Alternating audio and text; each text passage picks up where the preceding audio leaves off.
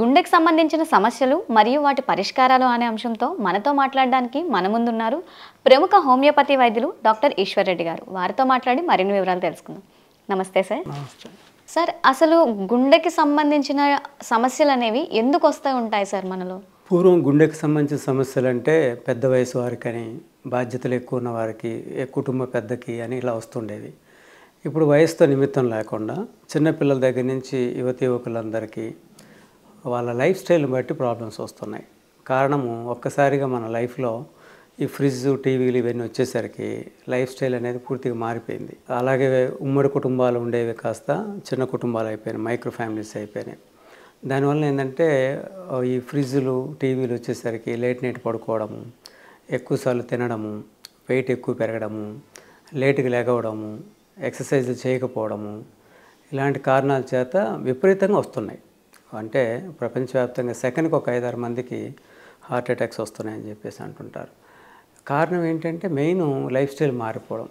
పర్టిక్యులర్గా ఈ వ్యక్తులకే ఇదివరకు అంటూ ఉండేది, కానీ ఇప్పుడు అలా లేకుండా స్ట్రెస్ ఎక్కువ అయిపోవడము, లైఫ్ స్టైల్ మారిపోవడం వలన ఈ గుండెకు సంబంధించిన సమస్యలు చాలా ఎక్కువగా వస్తున్నాయి. ఈ మధ్య కాలంలో ఎటువంటి డిసీజ్ తీసుకున్నా సరే ఆ వ్యాధులన్నీ రావడానికి గల కారణం అనేది మోస్ట్లీ మనకి లైఫ్ స్టైల్ అని అంటున్నారు సార్. అంటే అసలు ఎలాంటి లైఫ్ స్టైల్ మనం ఫాలో అవ్వాలంటారు సార్? ఒకప్పుడు వాళ్ళు ఫాలో అయిన లైఫ్ స్టైల్ ఏంటి, ఇప్పుడు మనం చేస్తున్న మిస్టేక్స్ ఏంటి అసలు? ఇదివరకు లైఫ్ స్టైల్లో మనకి కొద్దిగా వ్యాయామం ఉండేది, ఎక్సర్సైజ్ ఉండేది, స్లీప్ బాగుండేది, ఫుడ్ కూడా క్వాలిటీగా ఉండేది. ఇప్పుడు ఫ్రిడ్జ్లు రావడంతో ఏంటంటే నిల్వ పదార్థాలు తింటున్నారు, షుగర్ ఐటమ్స్ ఎక్కువ తీసుకుంటున్నారు. ఈ టీవీల వల్ల ఏముందంటే ఎక్కువసేపు మేల్కుంటున్నారు. పూర్వము సూర్యుడు అస్తమించాక చాలా త్వరగా పడుకునేవాళ్ళు, 7 o'clock 8 o'clock నిద్రపోయేవాళ్ళు, ఎర్లీగా లెగిసేవాళ్ళు, 4కి 3కి అట్లా లెగిసేవాళ్ళు. ఇప్పుడు అసలు 10, 11, 12, 1 అయినా సరే పిల్లలు కూడా పడుకోకుండా మేల్కున్నారు కాబట్టి ఏదో ఒకటి తినడం, తాగడం చేస్తుండడం వలన వెయిట్ పెరగడం విపరీతంగా. మెయిన్ గతంలో మనకేంటంటే ఈ టీవీలు, ఫ్రిడ్జ్లు లేనప్పుడు మనిషికి వ్యాయామం ఉండేది, బాగా నడిచేవాళ్ళు బాగా. ఇప్పుడు వ్యాయామం తగ్గిపోయింది, బాగా అంటే బాగా తగ్గిపోయింది. ఈవెన్ మినిమం వాకింగ్ కూడా చేయట్లేదు. దానివల్ల బ్లడ్లో థిక్నెస్ పెరుగుతుంది.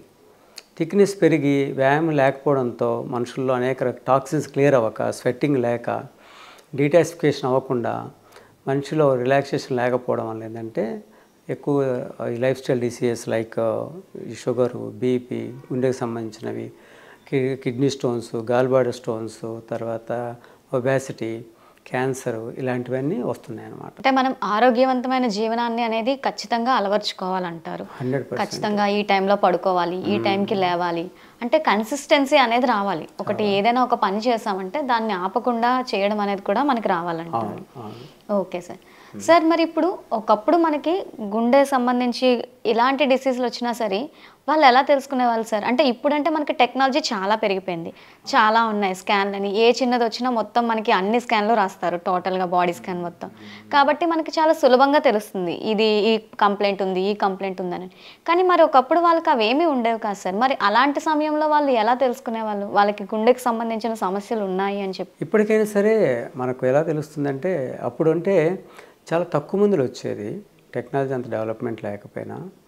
అలాగే ఇప్పుడు కూడా ఏంటంటే మనం ముందుగానే తెలుసుకోవడానికి, ఏ పరీక్షలు చేయించుకోకుండా తెలుసుకోవాలంటే కొద్దిగా వాళ్ళకి హార్ట్ బీట్ పెరుగుతూ ఉంటుంది.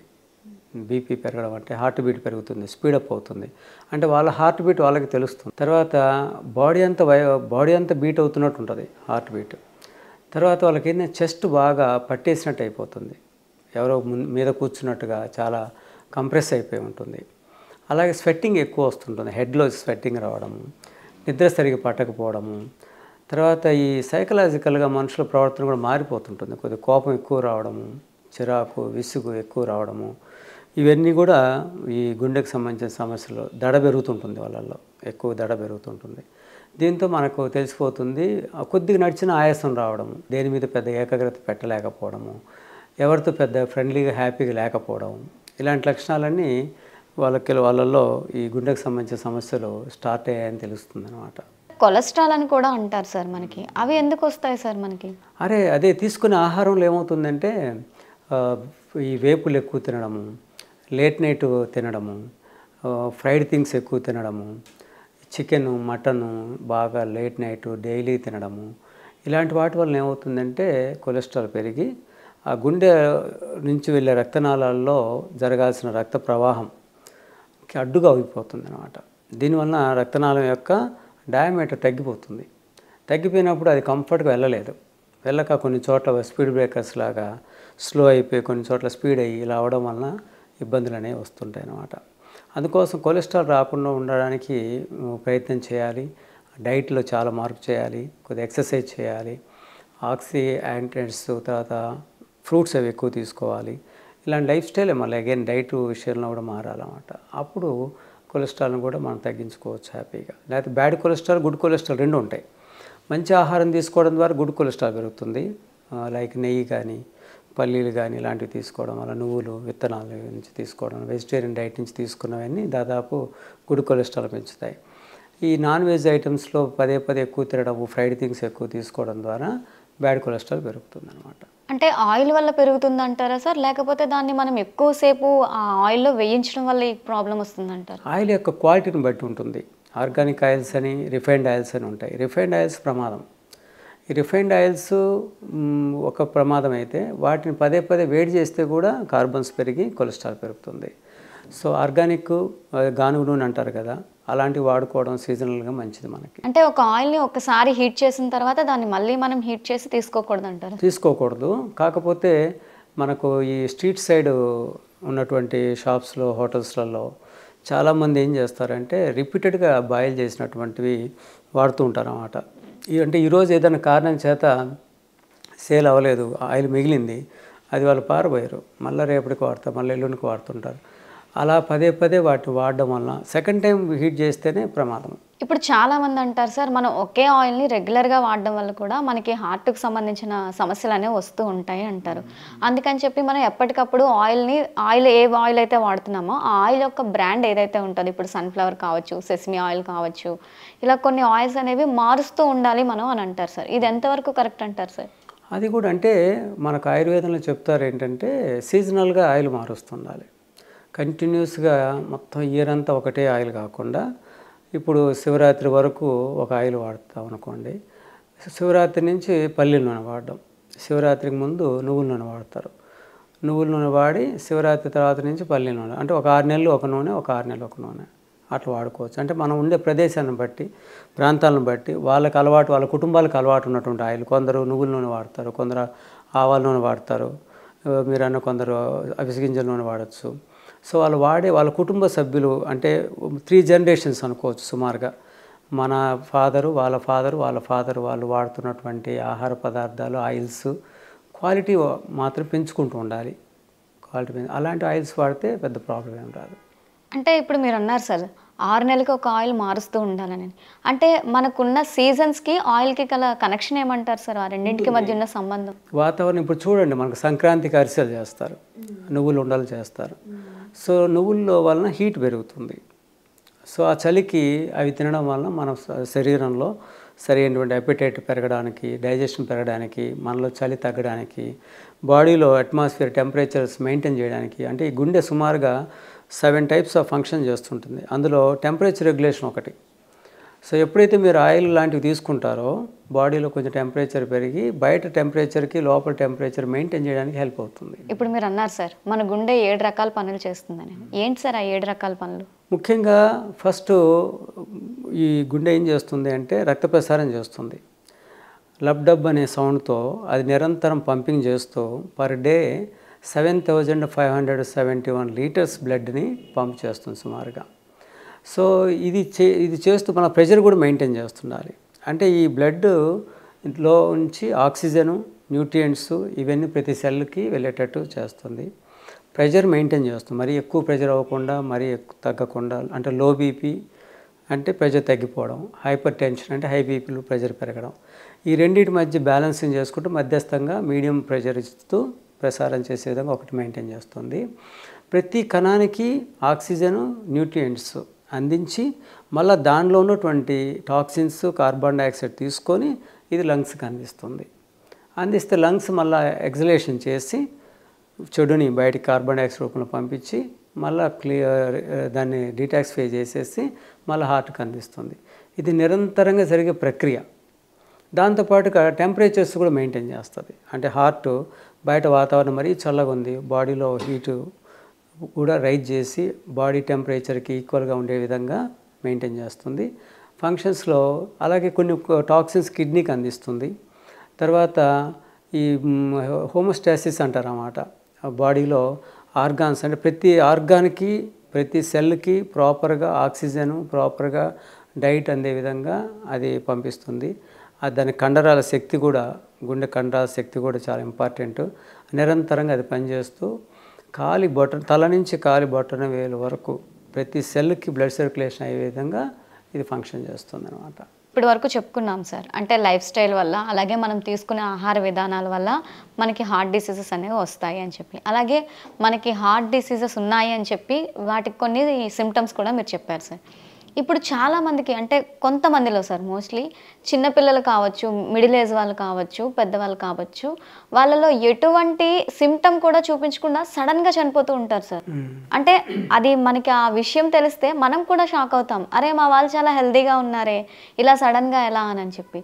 దానికి గల కారణం ఏమంటారు సార్? అంటే అంత సడన్గా రావడం ఏంటి, ఒక్క సిమ్టమ్ కూడా మనకి ఇవ్వకుండా? ఫర్ ఎగ్జాంపుల్ సాఫ్ట్వేర్ జాబ్ చేస్తున్న వాళ్ళంతా వీలైనంత వరకు సిట్టింగ్ జాబ్లో ఉంటారు. వాళ్ళు పెద్దగా ఫిజికల్ ఎక్సర్సైజ్ ఉండదు, వాళ్ళు కూర్చొని వర్క్ చేసుకుంటుంటారు.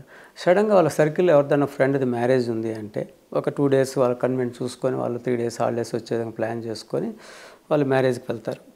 వెళ్ళినప్పుడు రోజుటి కన్నా ఎక్కువ ఫుడ్ తీసుకుంటారు, రోజుటి కన్నా ఎక్కువ మాట్లాడతారు, రోజుటి కన్నా ఎక్కువ డ్యాన్స్ వేస్తారు. డ్యాన్స్ రోజు ఒక కొద్దిగా కూడా ఎక్సర్సైజ్ చేయకుండా, వామప్ లేకుండా ఓవర్ జాయ్ కూడా గుండెకి ప్రమాదం. ఒక ఎమోషన్, ప్రతి ఎమోషన్ లైక్ యాంగర్ కావచ్చు, సాడ్నెస్ కావచ్చు, వరీ కావచ్చు, ఫియర్ కావచ్చు, ప్రతి ఎమోషన్ గుండె మీద ఎఫెక్ట్ చూపిస్తుంది. అంటే మన ఎమోషన్స్కి మన హార్ట్కి సంబంధం ఉంటుంది. 100%. ఒక్కసారి వాళ్ళు ఓవర్ జాయ్లో ఉన్నారు ఎమోషనల్గా, ఫిజికల్గా ఓవర్ ఎక్సర్సైజ్ చేస్తున్నారు, డ్యాన్స్ చేయడము, నాన్ స్టాప్గా ఎగరడము, దానితో కొందరు లిక్కర్ కూడా తీసుకుంటారు. అది తీసుకున్న దాంట్లో కొద్దిగా హైపర్గా చేయడం వలన వాళ్ళకి హార్ట్ బీట్ మరీ ఎక్కువైపోయి స్వెట్టింగ్ వచ్చేసేసి స్పాట్లో చనిపోయిన వాళ్ళు చాలామంది ఉన్నారు. అట్లా ఈ మధ్యకాలంలో అవి ఎక్కువ జరుగుతున్నాయి. అదొకటి. ఇంకొక కారణం, జిమ్ ఒకటి చేస్తున్నారు. ఏదో మ్యారేజ్ ఉంది లేదా ఏదో సినిమా షూట్ ఉంది అని చెప్పేసి చాలా ఆరోగ్యంగా ఉన్న వాళ్ళు కూడా ఓవర్ కాన్షియస్ చేసుకొని అరగంట గంట కన్నా ఎక్కువ చేయకూడని ఎక్సర్సైజెస్ 3 hours 4 hours 7 hours విపరీతంగా చేస్తున్నారు అన్నమాట.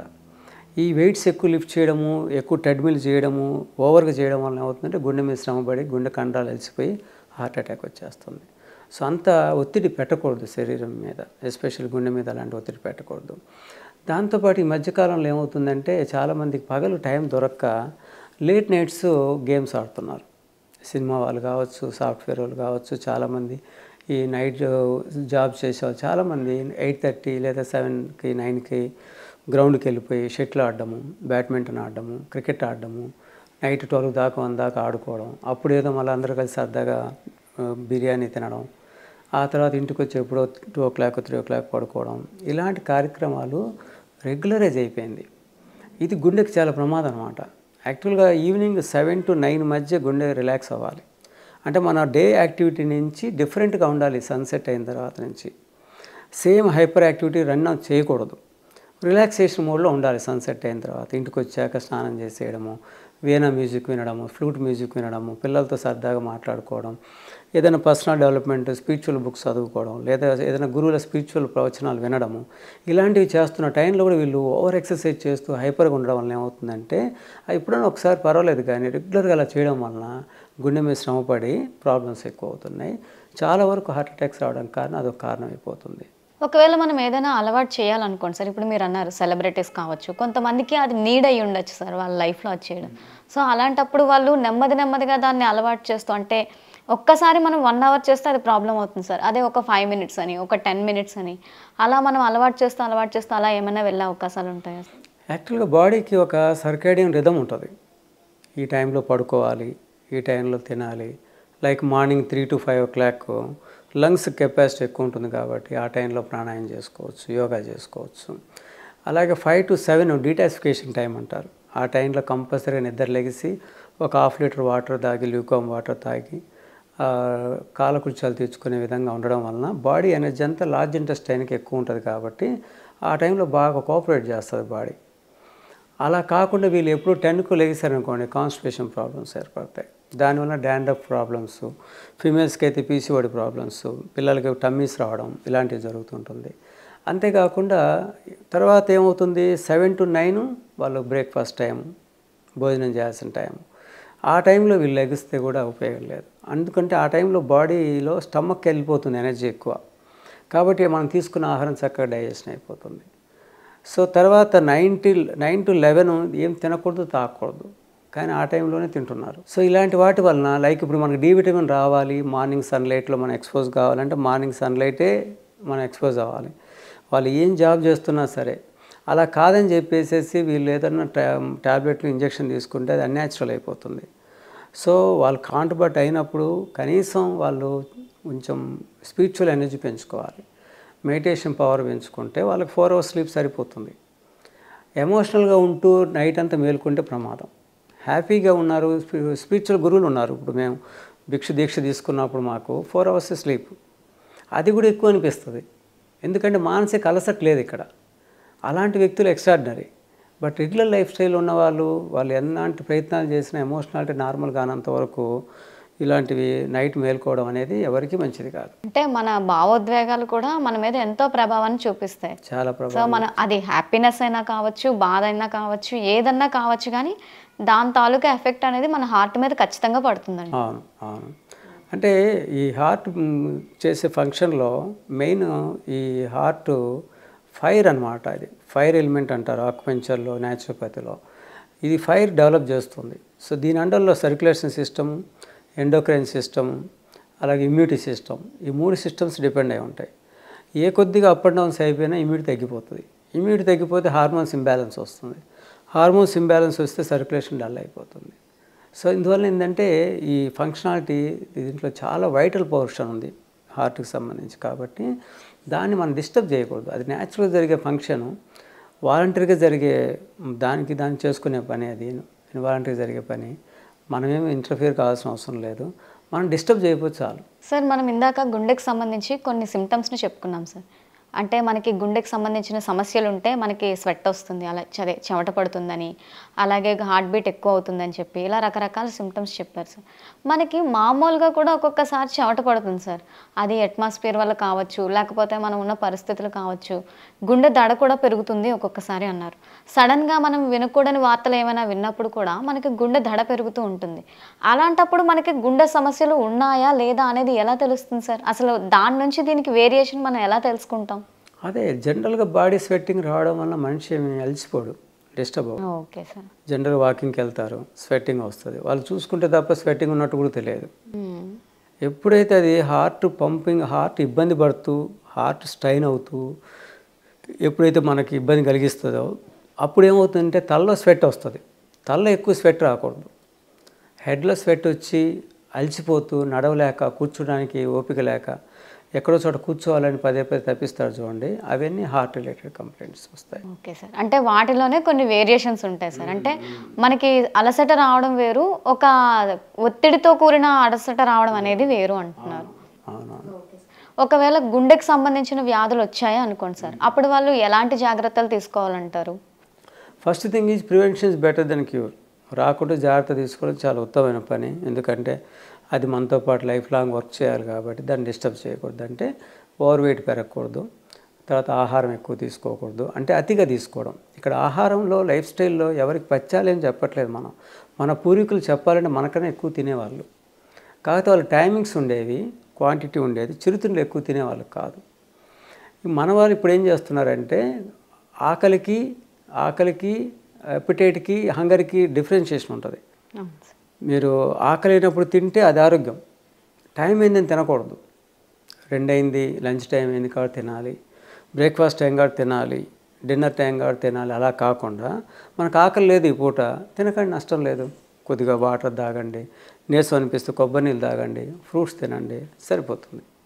అలా కాకుండా మనము కోరికతో తిన్నాం అనుకోండి, పిల్లలు చూడండి పప్పన్నం పెడుతుంటే కొద్దిగా తినగానే కడుపు నిండిపోయింది, ఇంకా నాకు వద్దు మమ్మీ, లోపల స్పేస్ లేదు, ఒత్తిడి చేయి మాకు, అది ఇదని గొడవ చేస్తారు. పక్కింటి వాళ్ళు చికెన్ బిర్యానీ పంపించారని కానీ అగైన్ మళ్ళీ వాడు తిన్నదానికన్నా ఎక్కువ తింటారు. ఈ కోరికతో తినేదే ప్రమాదం. ఐస్ క్రీమ్ వచ్చింది ఇంటికి, ఎవరో స్వీట్స్ తెచ్చారు కాబట్టి అప్పటికి తిని రెడీగా ఉండి ఇంకేం తినలేనని వాళ్ళు కూడా స్వీట్స్ వస్తే ఒక పావుకేజీ తింటారు, జున్ను వస్తే తింటారు, మిల్క్ షేక్స్ వస్తే తింటారు. సో ఈ చిరుతిండ్లు ప్రమాదం కలిగిస్తున్నాయి. లేట్ నైట్ ఈటింగ్ ఒకటి, చిరుతిండ్లు ఒకటి, కోరికతో తినడమే కోరిక దుఃఖానికి కారణం అన్నట్టుగా కోరిక అనారోగ్యానికి కారణం అని చెప్పుకోవచ్చు. ఇప్పుడు అప్పుడప్పుడు తింటే ఓకేనా సార్? ఇప్పుడు ఎప్పుడూ జరగలేదు, ఇప్పుడు మీరు అన్నారు జనరల్గా ఐస్ క్రీమ్ అంటే చాలా వరకు అందరికీ నచ్చుతుంది, ఎప్పుడో ఎవరో తీసుకొచ్చారు, అరే మనం చాలా రోజుల నుంచి వెళ్ళి తినాలనుకుంటున్నాం, అది తినలేకపోయామని అనుకుంటాం సార్. అలా వచ్చినప్పుడు మీరు అన్నట్టు ఆ క్రేవింగ్తోని తింటే అప్పుడప్పుడు తిన్నా సరే దాని ఎఫెక్ట్ ఉంటుంది అంటారా సార్? ఎప్పుడైనా ఒకసారి చేస్తే బాడీ క్షమిస్తుంది.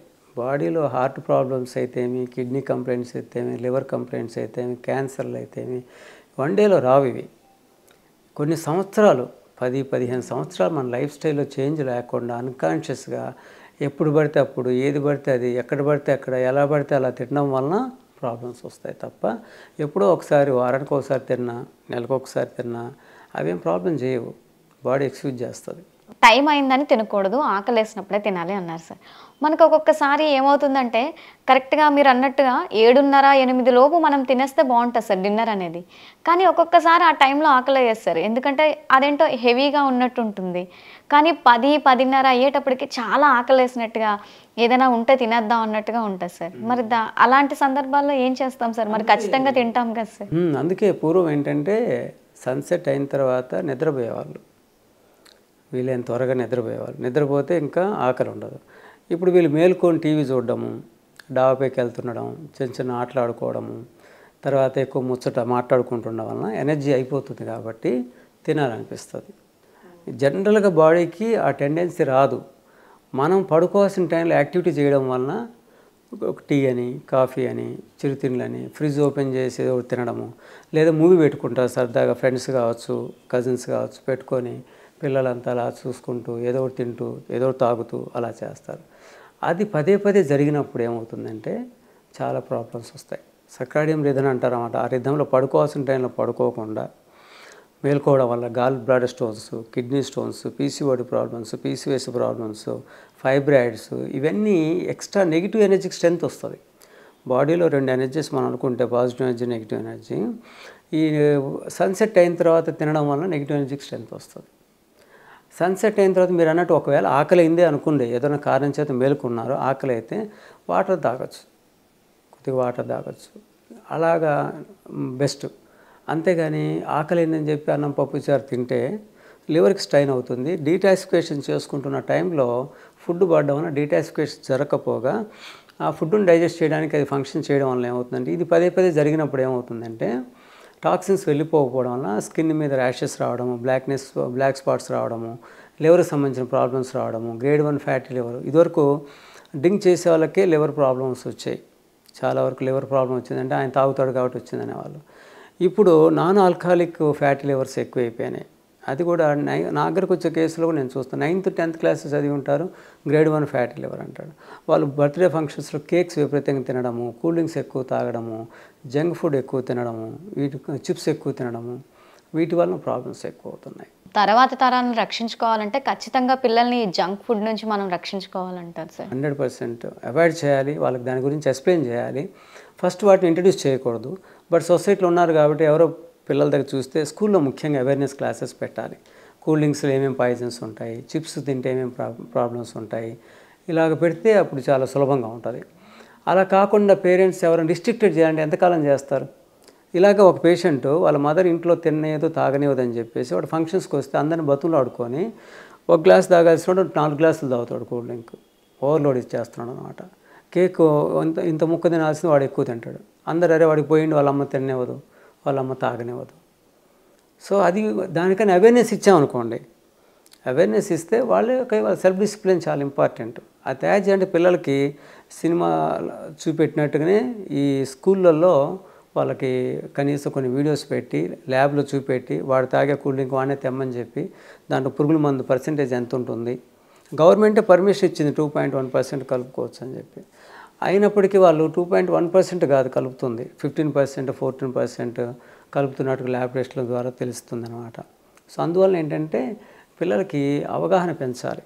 పెంచితే తప్పనిసరిగా వాళ్ళలో మార్పు వస్తుంది. మీరు అన్నది 100% నిజం సార్. ఎందుకంటే ఎప్పుడన్నా ఎవరికైనా ఆ పని చెయ్యొద్దు అంటే ఎందుకు అనే తర్కం అనేది ఒకటి వస్తుంది సార్. అదే మనం వాళ్ళ మైండ్‌కి దానికి సంబంధించిన జ్ఞానాన్ని మనం ఎప్పుడైతే ఇస్తామో ఆటోమేటిక్‌గా వాళ్ళకి ఈ రోజు కాకపోయినా ఏదో ఒక రోజు వాటి నుంచి బయటకు రావడం అనేది ఖచ్చితంగా జరుగుతుంది సార్. సార్ ఇప్పుడు మనకి హోమియోపతిలో ఈ గుండె సమస్యలకి ఎటువంటి ట్రీట్మెంట్ ఉంటుంది సార్? ఎలాంటి ట్రీట్మెంట్ చేస్తాం సార్?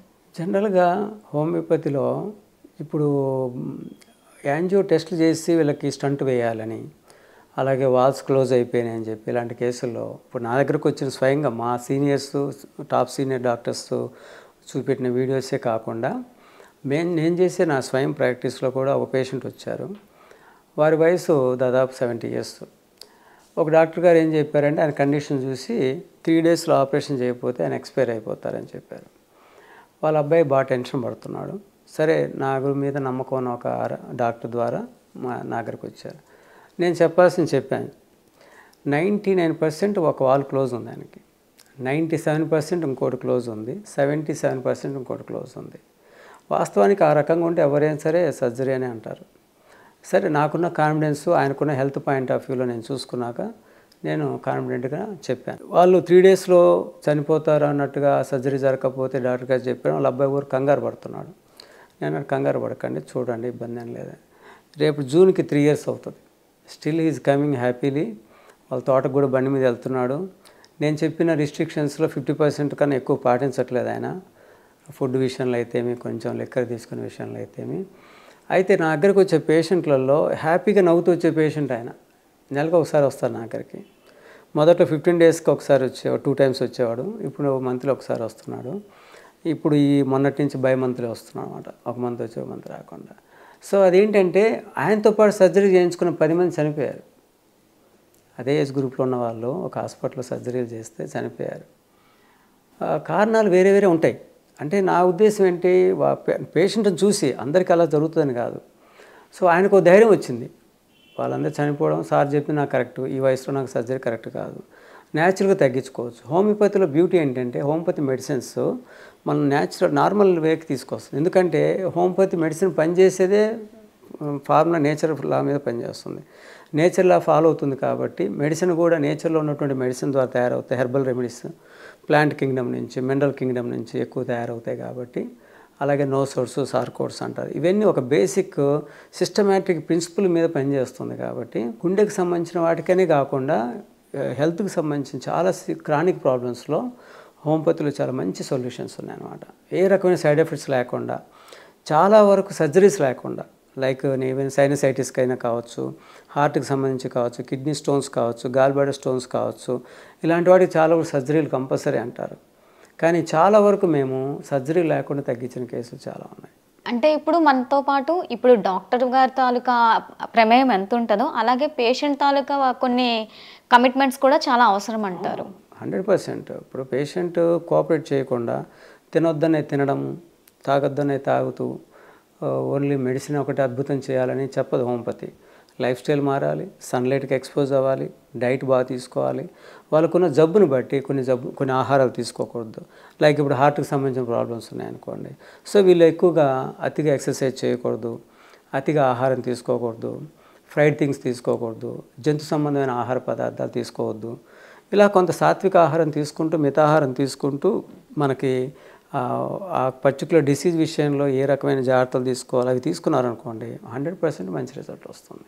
అయితే ఇప్పుడు మనం వాళ్ళకి ఆ మెడిసిన్ ఇచ్చేటప్పుడు ఏమైనా ఫుడ్ సంబంధించి ఏమైనా ఉంటాయి సార్? అంటే ఇప్పుడు మీరు చెప్తున్నారు హార్ట్కి సంబంధించి ఇవి తినకూడదు, అది ఫ్రైస్ తినకూడదు, జంక్ ఫుడ్స్ తినకూడదు, ఇదంతా హెల్త్ కాన్షియస్నెస్ సార్. ఇది కాకుండా మనకి నేచర్ నుంచి సహజంగా వచ్చే కొన్ని ఆహారాలు ఉంటాయి. సో వాటిని కూడా తినచ్చు, తినకూడదు అని చెప్పి ఏమైనా ఉంటాయా సార్? అంటే ముఖ్యంగా seasonal fruits and vegetables nothing but seasonal medicines అంటారు. ఆయా కాలంలో వచ్చేటువంటి కాయగూరలు, పండ్లు ఆయా కాలంలో వచ్చేటువంటి అనారోగ్యాలకి దివ్య ఔషధాలు అంటారు నేచురోపతిలో. అయితే అయినప్పటికి కూడా కొన్ని ఎస్పెషల్లీ ఇప్పుడు షుగర్ ఉన్నవాళ్ళు ఎక్కువ అరటిపళ్ళు తినడము, ఎక్కువ తీపి సపోటా తినడము, ఎక్కువ సీతాఫలం తినడము, ఎక్కువ మ్యాంగోస్ తినడం అలా చేయకూడదు. అలాగే ఈ బ్రీతింగ్ ప్రాబ్లమ్స్ ఉంటాయి, అస్తమా, బ్రోంకైటిస్, సైనసైటిస్, న్యూమోనియా, ఈ ప్రాబ్లమ్స్ ఉన్న వాళ్ళు పాలు, పెరుగు, తర్వాత అరటిపండు, సీతాఫలము, సపోటా లాంటివి తీసుకోకూడదు. కొంచెం స్టిక్కీగా ఉంటాయి కాబట్టి వాళ్ళలో కఫ్ అనేది పెరుగుతుంది. కొన్ని సీజన్లను బట్టి మనం అంటే బాడీని ఇంకా కూల్ చేసే విధంగా ఉండకూడదు కొన్ని సందర్భాల్లో. అలాగే బాడీని మరీ వేడి చేసే విధంగా ఉండకూడదు. వీళ్ళు నార్మల్గా ఉన్నారనుకోండి, పెద్దగా ఏ అనారోగ్యం లేకుండా ఉన్న వ్యక్తులు సీజన్లో వచ్చేటువంటి అన్ని రకాల పండ్లు, కాయగూరలను ఎంజాయ్ చేయొచ్చు.